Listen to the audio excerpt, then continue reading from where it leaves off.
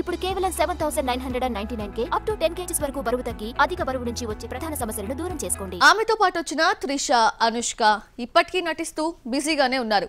2 ఏళ్లుగా కనిపించని నిన్నటి తరం స్టార్ హీరోయిన్ మళ్లీ తెరపైకొచ్చింది. 42 ఏళ్ల వయసులో ఇప్పటికీ గ్లామర్ రోల్స్ వేయటానికి రెడీగా ఉన్నా ఆమెను మాత్రం మధ్యతరగతి రోల్సే వరిస్తున్నాయి. ఇంతకీ ఆ లీన్ బ్యూటీ ఎవరో గెస్ చేశారా? రష్యా ప్రియుడిని 7 ఏళ్ల క్రితమే పెళ్లాడిన శ్రియ ఓ పాపకు తల్లైంది. పెళ్లే యాక్టింగే అన్నట్లు సినీ కెరీర్ కు బ్రేక్ ఇవ్వకుండా సాగిస్తూనే ఉంది శ్రియ.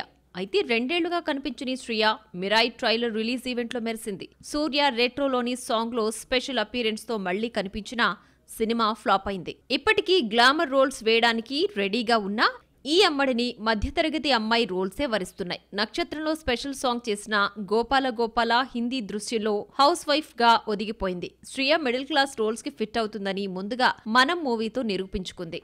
మనంలో పోషించిన రామలక్ష్మి రోల్ శ్రియను నటిగా ఓ మెట్టెక్కించింది.